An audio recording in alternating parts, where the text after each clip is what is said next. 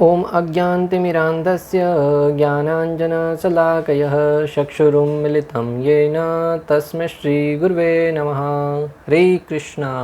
आज गीता श्रृंखला के सत्र क्रमांक 302 में आप सभी भक्तों का हार्दिक स्वागत है। आज हम श्रीमद् भगवद गीता के 9वें अध्याय के जो कि है परम गुह्य ज्ञान श्लोक क्रमांक 6 का अध्ययन करेंगे। आइए, श्लोक इस प्रकार है। यथा आकाश स्थितो नित्यं वायु सर्वत्र गमहान् तथा सर्वाणि भूतानि मत स्थान इति उपधारय। अर्थात भगवान श्री कृष्ण कहते हैं कि जिस प्रकार सर्वत्र प्रवाहमान प्रबल वायु सदैव आकाश में स्थित रहती हैं, उसी प्रकार समस्त उत्पन्न प्राणियों को मुझ में स्थित जानो। सरासर जीवों की स्थिति और वृत्ति मेरे संकल्प पर निर्भर करती है। भगवान श्री कृष्ण यहाँ पर वायु और आकाश का दृष्टांत देकर बताना चाह रहे हैं कि किस प्रकार भगवान श्री कृष्ण है वो संपूर्ण सृष्टि में स्थित है, फिर भी स्थित रहते हुए भी स्थित नहीं है। यहाँ पे भगवान कह रहे हैं कि जिस प्रकार सर्वत्र प्रवाहमान प्रबल वायु सदैव आकाश में स्थित रहती है, उसी प्रकार समस्त उत्पन्न प्राणियों को मुझ में स्थित जानो। जो वायु है भले कितना ही तेज वेग से क्यों न बहती हो, परंतु फिर भी रहती तो आकाश के भीतर में ही है, आसमान के भीतर में ही है। उसी प्रकार भगवान कह रहे हैं कि समस्त प्राणी हैं, उनको भी मेरे अंदर स्थित जानो। तो यहाँ पर चराचर जीवों की स्थिति और वृत्ति मेरे संकल्प पर निर्भर करती है। भगवान यहाँ पर बताना चाह रहे हैं कि जो क्षर और अक्षर, जो चलने वाले हैं और नहीं चलने वाले हैं, सारे के सारे जीवों की वृत्ति, चलने वाले कौन से? मनुष्य और अनेक प्राणी, और जो अक्षर है, जड़ है, पेड़ पौधे, ये जो नहीं चल सकते, वो सारे के सारे जीव जंतु है, वो भगवान श्री कृष्ण के अधीनस्थ ही कार्य करते हैं। सारे के सारे जीव भगवान पर निर्भर करते हैं। भगवान इस तथ्य को एक उदाहरण से कह रहे हैं। यहाँ पर भगवान श्री कृष्ण एक उदाहरण द्वारा हमें समझा रहे हैं आकाश और वायु का।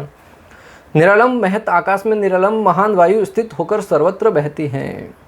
निरालंब का अर्थ है कि उनको किसी के सहारे की आवश्यकता नहीं पड़ती। जिस प्रकार वायु बिना किसी सहारे के, बिना किसी रुकावट के निरंतर बहती रहती हैं, उसी प्रकार भगवान यहाँ पर कह रहे हैं कि निरालंब महत आकाश में निरालंब महान वायु स्थित होकर सर्वत्र बहती हैं। क्योंकि ये दोनों निरालंब हैं, इसलिए इनको स्थिति में संकल्प से होती हैं और प्रवृत्ति भी अंतर्यामी परमात्मा के कारण ही होती हैं।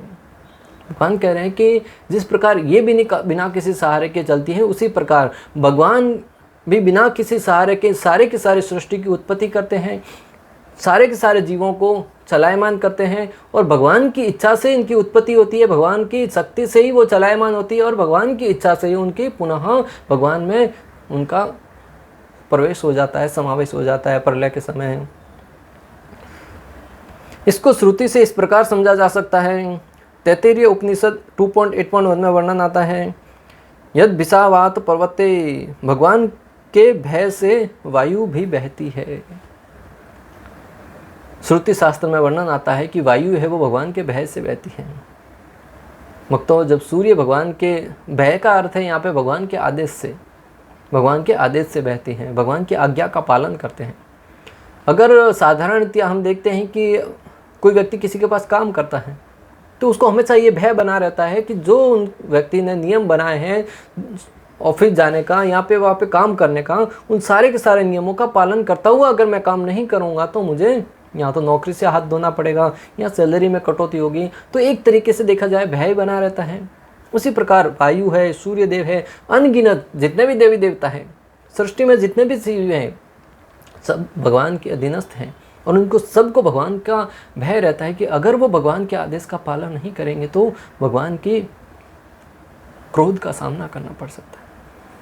भक्तों, रामायण का प्रसंग, जब माता सीता भगवान श्री रामचंद्र के समक्ष थी, एक बार पुनः अयोध्या में माता सीता वन से आई थी, तब उनको सारे अयोध्या वासियों के समक्ष भगवान श्री रामचंद्र ने एक और अग्नि परीक्षा से गुजरने को कहा। तब माता सीता पृथ्वी देवी का आह्वान करती है कि मुझे आप अपनी गोद में स्थान दो। अगर मैं सारे के सारे अनेक प्रकार के जो आरोप लगाए हैं उनसे बिन अछूत हूँ, एक भी आरोप मेरे ऊपर सत्य सिद्ध नहीं होने वाला है। अगर मैं शुद्ध हूँ, पवित्र हूँ, तो हे पृथ्वी देवी मुझे अपनी कोख में जगह दो, मुझे अपनी गोदी में बैठने के लिए स्थान दो। माता सीता है वो पृथ्वी देवी की संतान थी, उनसे ही प्रकट हुई थी और उनमें ही समावेश हो गई। जब पृथ्वी देवी ने उनको स्थान दिया, तब जैसे ही पृथ्वी देवी ने स्थान दिया, अंदर जा रही थी, भगवान श्री रामचंद्र क्रोधित हो गए। और ऐसे क्रोधित हो गए, संपूर्ण ब्रह्मांड हिलने लगा। रामचंद्र कहने लगा, मैं संपूर्ण पर्वतों को नाश कर दूंगा, नदियों को जलाकर भस्म कर दूंगा, पेड़ पौधों को सुखा दूंगा, मेरे क्रोध से डरो। पृथ्वी देवी के सामने ऐसा कठोर आवाज में बोलने लगे। तब संपूर्ण सृष्टि भक्तों भयभीत हो गई, क्योंकि संपूर्ण सृष्टि के मालिक क्रोधित हुए थे। उस समय ब्रह्मा जी को उनके समक्ष आना पड़ा और सारी स्थिति के बारे में वर्णन करना पड़ा कि भगवान ये आपकी लीला है। आप इस लीला में इतने मग्न हो गए कि आपके द्वारा बनाए गए सिद्धांत को आप कुछ समय के लिए भूल गए हैं। तो भगवान है वो लीलापति है। लीला करते समय वो ऐसे वास्तविक रोल में प्रवेश कर जाते हैं कि वो भूल जाते हैं कि वो कौन सी लीला कर रहे थे। एक तरीके से देखा जाए तो उन्हें सब स्मरण रहता है, परंतु वो उस लीला में कुछ आनंद डालने के लिए, इस प्रकार का भाव डालने के लिए ऐसे ऐसे कार्य करते हैं। जिस प्रकार कोई व्यक्ति कोई नाटक करता है तो वो नाटक के अंदर इतना खो जाता है कि कई बार उसको लगता है कि वो कौन व्यक्ति है, साधारणतः उसको लगता है मैं नाटक करने वाला ही व्यक्ति हूँ। उसी प्रकार भगवान भी ऐसी लीलाएं करते हैं। तो यहाँ पे हम जो समझ रहे थे वो ये है कि भगवान के भय से जब संपूर्ण ब्रह्मांड हिलने लगा प्रभु श्री रामचंद्र के भय से, तो यहाँ पे वायुदेव है वो भी भगवान के आज्ञा के अनुसार ही कार्य करते हैं। ऐसा श्रुति शास्त्र में वर्णन आता है।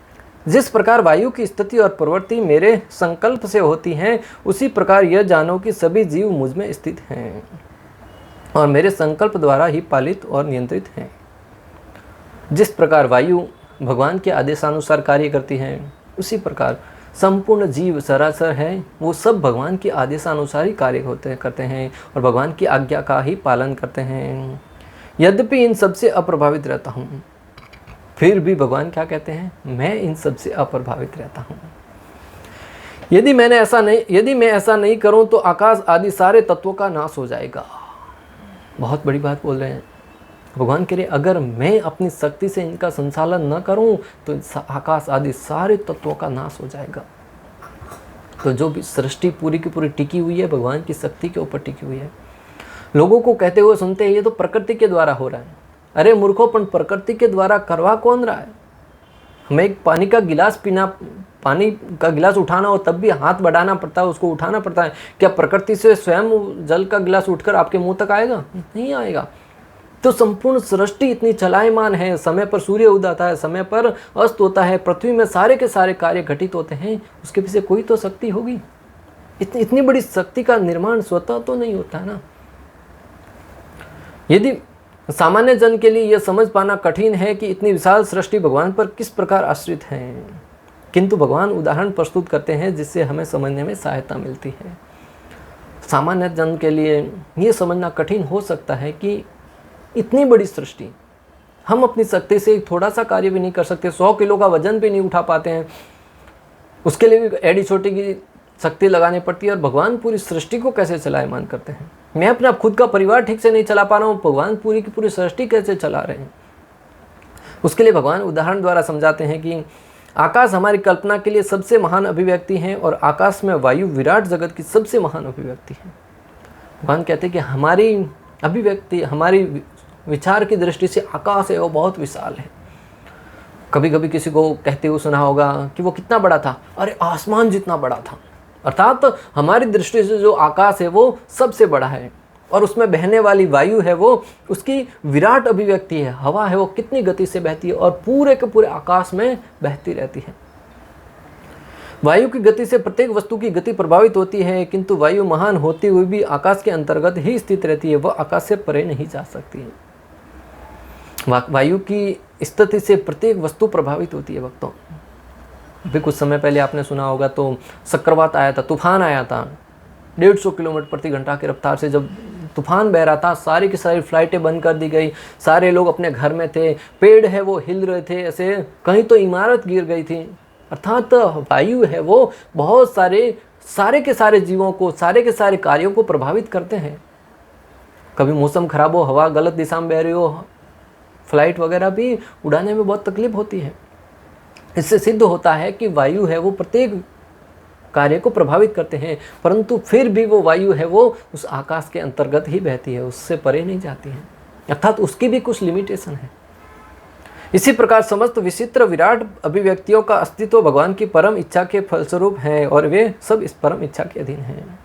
इसी प्रकार इस सृष्टि के सारे विशाल अभिव्यक्तियां हैं, सारे के सारे जीव हैं, वो भगवान की इच्छा से ही नियंत्रित होते हैं। जिस प्रकार वायु आकाश के अंदर नियंत्रण में, उसके दायरे में रहकर चलती है, उसी प्रकार प्रत्येक जीव अपनी अपनी शक्ति के वशीभूत रहकर अपनी अपनी सीमितताओं को समझते हुए उसके अंतर्गत ही कार्य करते हैं। जैसा कि हम लोग प्राय कहते हैं, उनकी इच्छा के बिना एक पत्ता भी नहीं हिलता। श्रील प्रभुपाद लिखते हैं कि जैसा अक्सर लोग कहते हैं कि उनकी इच्छा के बिना, किसकी इच्छा के बिना? भगवान की इच्छा के बिना पेड़ का एक पत्ता भी नहीं हिलता है। भागवतम 1.8.28 में कुंती महारानी भगवान की स्तुति करते हुए कहती है, हे भगवान, मैं आपको शाश्वत समय, परम नियंता, आदि अंत से रहित तथा सर्वव्यापी मानती हूँ। क्या कहा है? शाश्वत समय, परम नियंता। भगवान को परम नियंता कहते हैं। जैसा भगवान कह रहे वैसी कुंती महारानी उनकी स्तुति करते हुए कह रही, आप परम नियंता हैं, आपकी इच्छा के बिना एक पेड़ का पत्ता भी नहीं हिल सकता। सारा का सारा कुरुक्षेत्र का युद्ध था, वो आपने पहले से ही रचित कर दिया था। आपकी इच्छा से स्वतः सब कुछ हो रहा था। मात्र अर्जुन और अनेक पांडव है, वो तो निमित्त मात्र थे। तो इस सृष्टि में जो भी कार्य होता है भगवान की इच्छा के अनुरूप ही होता है। तो कुंती महारानी यहाँ पे कह रही है, आप परम नियंता हैं, आदि अंत से रहित हैं। आपका न तो कोई आदि है न कोई अंत है।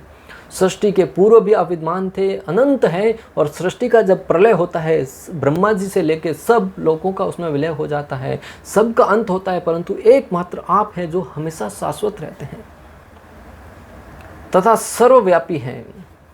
आप सर्वव्यापी हैं, कण कण में विद्यमान है। हम कहते हैं ना, भगवान तो सब जगह है, परमात्मा सब जगह है, अत्र तत्र सर्वत्र। और इसको सिद्ध किया नरसिंह भगवान ने, जब प्रहलाद महाराज के कहने पर एक खंबे के अंदर से भी प्रकट हो गए।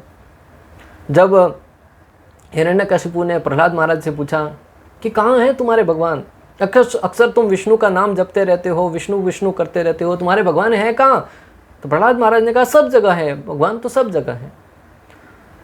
तो हिरण्यकशिपु ने कहा, क्या इस खंबे में भी तुम्हारे भगवान हैं? तब हंसते हुए प्रहलाद महाराज कहते, मैंने कहा तो सही, अत्र तत्र सर्वत्र, अर्थात सब जगह है तो खंबे में भी होंगे, सब जगह है तो खंबे में क्यों नहीं होंगे भला? यही बात आज की तारीख में भक्तों हास्य का विषय है कि लोग अक्सर कहते हैं कि भगवान तो सब जगह है, तुम मूर्ति में क्यों पूजते हो? तो जब सब जगह है तो मूर्ति में भी होंगे ना। समझने वाली बात है, लोग वही दृष्टांत दे रहे हैं कि भगवान तो सब जगह है, कण कण में विद्यमान है, फिर तुम विग्रह में क्यों पूजते हो? अरे भाई, तुम्हारा ही सिद्धांत यहाँ पे भी लागू हो रहा है। जब सब जगह है तो विग्रह में भी है, हम विग्रह में पूजते हैं, तुम सब जगह पूजो, क्या फर्क पड़ता है? हिरण्यकशिपु ने प्रहलाद महाराज के इतना कहते ही उस खंबे के ऊपर जोर से प्रहार करने का प्रयास किया कि नरसिंह भगवान को यहाँ से मार डालेंगे। भगवान के ऊपर प्रहार करने का प्रयास किया। तब भगवान श्री नरसिंह भगवान अपने भक्त प्रहलाद के वचनों को सत्य सिद्ध करने के लिए उस खंबे के अंदर से भी प्रकट हो गए और उस हिरण्यकशिपु का वध कर दिया। भक्तों, इससे सिद्ध होता है कि भगवान अत्र तत्र सर्वत्र विद्यमान रहते हैं। भागवतम 1.8.41 में वर्णन आता है, अथम विश्वेश विश्व आत्मनः विश्वमूर्ते स्वकेशु मे स्नेह पासाम इमं सिंधिम दृढ़ं पांडवसु वैष्णिषु। हे ब्रह्मांड के स्वामी, हे ब्रह्मांड की आत्मा, हे विश्व रूप, कृपा करके मेरे स्वजनों, पांडवों तथा वैष्णव के प्रति मेरे स्नेह बंधन को काट डाले। कुंती महारानी यहाँ पे भगवान की स्तुति करते हुए कहते, हे ब्रह्मांड के स्वामी, संपूर्ण ब्रह्मांड के स्वामी। जो भक्त भक्ति में लगा रहता है ना, वो भगवान को यथारूप में जान जाता है। एक तरफ दुर्योधन था, शिशुपाल था, जो श्री कृष्ण को कहता था तुम तो एक मायावी हो, एक साधारण से ग्वाल बाले हो, तुम एक साधारण व्यक्ति हो। परंतु कुंती महारानी जो भगवान श्री कृष्ण की बुआ है रिश्ते में भक्तों, परंतु तत्व से जानती है, स्त्री होते हुए भी जब तत्व से भगवान को जानती है ना, भगवान कहते हैं कि जो मुझे तत्व से जानता है ना, वही व्यक्ति भक्ति में लगा रह सकता है। तो कुंती महारानी भगवान को तत्व से जानती थी। कहती है कि तुम ब्रह्मांड के स्वामी हो। हम सोचते हैं कि तुम हमारे रिश्तेदार हो, परंतु वास्तव में अगर देखा जाए तो तुम संपूर्ण ब्रह्मांड के स्वामी हो। ब्रह्मांड की आत्मा है विश्वरूप, और ब्रह्मांड की आत्मा अर्थात प्रत्येक जीव के हृदय में आत्मा है। और जब ब्रह्मांड का आत्मा प्रत्येक जीव के कण कण में विद्यमान रहता है, तभी वो चलायमान हो पाते हैं। इसी प्रकार जब ब्रह्मांड कार्यशैली है, प्रकृति कुछ कार्य कर रही है, अर्थात भगवान श्री विष्णु उसमें स्थित है, उनकी शक्ति के रूप में चल रही है। कृपा करके मेरे स्वजनों, पांडवों तथा विष्णु के प्रति मेरे स्नेह बंधन को काट डालो। क्या कह रही है? मेरे रिश्तेदारों के प्रति मेरा जो स्नेह है उसको काट डालो और आपके शरणों के प्रति उसको परिवर्तित कर दो। और ऐसा क्यों कह रहे हैं? भगवान श्री कृष्ण ने कुछ समय पहले ही उनके इस सिद्धांत को सत्य सिद्ध किया। जब अश्वत्थामा ने उत्तरा के गर्भ पर ब्रह्मास्त्र छोड़ा, तब उत्तरा भागी भागी भगवान के पास आई और प्रार्थना करने लगी, हे कृष्ण, मेरे गर्भ की रक्षा करो। मेरा अंत हो जाएगा कोई परवाह नहीं, परंतु मेरे गर्भ में जो बच्चा है उसकी रक्षा करो। तब भगवान ने कहा कि तुम्हारे सामने अर्जुन है, पांडव है, सब लोग, अभी अभी कुरुक्षेत्र के युद्ध स्थल में अर्जुन है, वो युद्ध में विजय होके आया है, तुम उनसे सहायता क्यों नहीं मांगती? मैंने तो कोई हथियार ही नहीं उठाया, मैं कहाँ युद्ध लड़ा, तुम मेरे पास क्यों आ रही हो? उत्तरा ने बहुत सुंदर स्तुति करते हुए कहा कि आप ही भगवान हैं, आपकी शक्ति से सारे पांडवों ने विजय प्राप्त करी है। और उस समय भगवान श्री कृष्ण उत्तरा के गर्भ में प्रवेश किए, न सिर्फ अश्वत्थामा के ब्रह्मास्त्र से उनकी रक्षा करी, बल्कि उसको सुरक्षित अंदर स्थापित किया। उसी समय भगवान बाहर भी विद्यमान थे और उत्तरा के गर्भ में प्रवेश करके परीक्षित महाराज की रक्षा भी करी।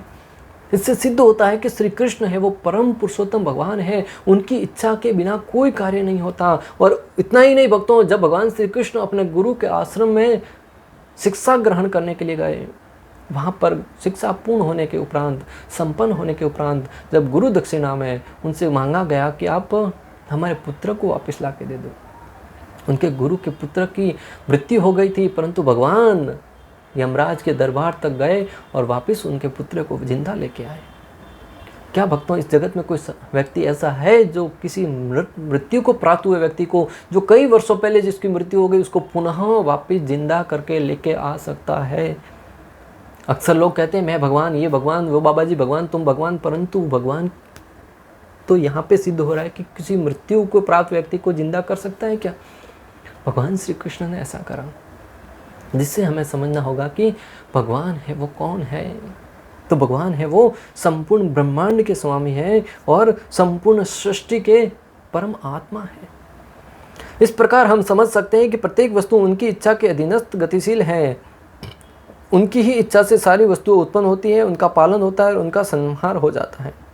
भगवान की इच्छा से ही सारी की सारी वस्तुएं गतिशील हैं। उनकी इच्छा से सारी वस्तुओं का प्राकट्य होता है, कुछ काम समय तक काम करती है और वापस संहार हो जाता है। इतने पर भी वे प्रत्येक वस्तु से उसी तरह पृथक रहते हैं जिस प्रकार वायु के कार्यों से आकाश रहता है। और इतना इन्वॉल्व होने के उपरांत भी भगवान उन सब से ऐसे पृथक रहते हैं जैसे वायु से आकाश रहता है। वायु आकाश के अंतर्गत ही बहती है, परंतु फिर भी आकाश को वायु से कोई लेना देना नहीं। किधर भी बहे, कुछ भी करे, लेकिन आकाश कभी उससे प्रभावित नहीं होता। उसी भांति जीव क्या कार्य करते हैं, कैसे करते हैं, उनसे भगवान को कोई लेना देना नहीं है। भगवान को उसका कोई प्रभाव नहीं पड़ता। ब्रह्म संहिता 5.52 में भी वर्णन आता है, यस्सु अक्षुरेषु सविता सकल ग्रहाणाम। यह सूर्य की गति का वर्णन है। कहा गया है कि सूर्य भगवान का एक नेत्र है और इसमें ताप तथा प्रकाश फैलाने की अपार शक्ति है। ब्रह्म संहिता में ब्रह्मा जी वर्णन करते हुए कहते हैं कि सूर्य है वो भगवान का एक नेत्र है, और जो सूर्य ताप फैलाने की जो शक्ति प्राप्त करता है वो भगवान से ही शक्ति प्राप्त करता है। तो भी यह गोविंद की परम इच्छा और आदेश के अनुसार अपनी कक्षा में घूमता रहता है। सूर्य है वो इतनी शक्ति प्रदान करता है, फिर भी इतना शक्तिशाली है, इतना लोगों को ताप देता है, फिर भी वो गोविंद के अधीनस्थ अर्थात उनकी आज्ञा के अनुरूप ही कार्य करता है भक्तों।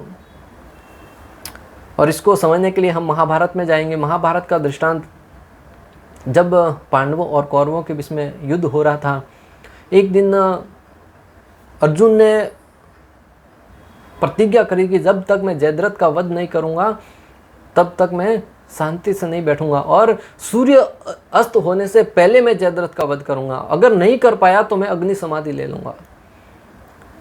और जयद्रथ है वो इस भय से कहीं दूर जाकर छिप गया था। अर्जुन अनेक योद्धाओं को रौंदता हुआ आगे बढ़ता जा रहा था, परंतु सूर्य है वो अस्त होने के कगार पे जा रहा था। अभी कुछ समय बाकी था। जयद्रथ छिप के बैठा था। अर्जुन के सामने गया तो मेरी मृत्यु निश्चित है, परंतु जब तक छिप के बैठा हूँ तब तक वो सूर्य अस्त हो जाए तो अर्जुन का भी अंत हो जाएगा। परंतु भगवान ने देखा कि सूर्य को आदेश दिया सूर्य को कि अस्त हो जा। सबके देखते ही देखते सूर्य अस्त हो गया। जयद्रथ उछल कर बाहर आ गया कि हे अर्जुन, तुम्हारी प्रतिज्ञा पूर्ण नहीं हुई और अभी तुम्हें दूसरी प्रतिज्ञा का पालन करते हुए अग्नि में प्रवेश करना पड़ेगा। तब जैसे ही अर्जुन अग्नि में प्रवेश करने जा रहा था, भगवान ने सूर्य को आदेश दिया वापस प्रकट हो जाओ। सबने देखा सूर्य तो अभी तक अस्त हुआ ही नहीं है। अर्जुन से भगवान ने कहा अभी तुम्हारी प्रतिज्ञा पूर्ण नहीं हुआ, मारो इसको। अर्जुन ने भगवान के आदेश का पालन किया और जयद्रथ का वध कर दिया। परंतु हमें यहाँ पे क्या समझना है कि भगवान की आज्ञा का पालन करने के लिए सूर्य देव भी बाध्य रहता है। भगवान के इशारे पर वो अस्त हो गया और भगवान के इशारे पर पुनः प्रकट हो गया। अतः हमें वैदिक साहित्य से इनके प्रमाण प्राप्त होते हैं कि यह विचित्र तथा विशाल लगने वाली भौतिक सृष्टि पूरी तरह भगवान के वश में है।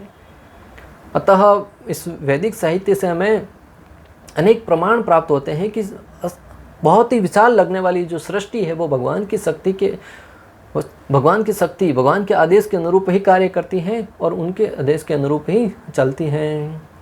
परंतु इसे समझने के लिए हमें दिव्य ज्ञान की आवश्यकता है, जिसे भक्ति करके प्राप्त किया जा सकता है। परंतु इसे समझने के लिए भक्तों दिव्य ज्ञान की आवश्यकता है। हम अपनी भौतिक शक्ति से, भौतिक ज्ञान की सरल शक्तियों से इसे नहीं समझ पाएंगे। हमें इसे समझने के लिए भगवद गीता जैसे दिव्य ज्ञान की आवश्यकता है, ताकि हम समझ सकें कि भगवान की सृष्टि है वो किस प्रकार कार्य करती है और भगवान के अधीनस्थ कैसे कार्य करती है। अन्यथा हम अपनी बुद्धि से भगवान की शक्ति को भी सामान्य जीवों से जोड़कर देखने का प्रयास करेंगे।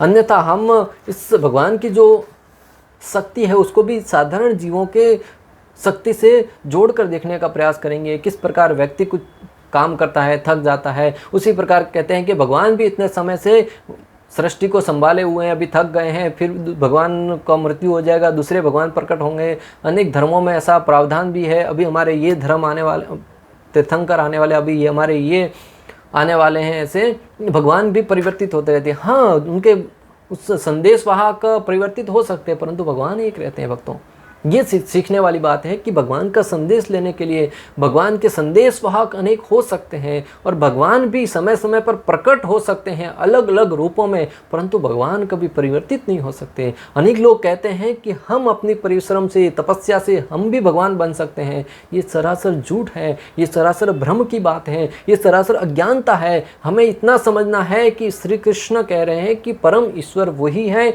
सारे के सारे कार्य उन्हीं के सानिध्य में, उन्हीं के आज्ञा पालन के तहत होते हैं। उनके सिवाय कोई भगवान नहीं है। परम पुरुषोत्तम भगवान एकमात्र श्री कृष्ण है। बाकी सारे के सारे जीव है वो उनके अंश स्वरूप है और उनकी आज्ञा के अनुरूप कार्य करते हैं।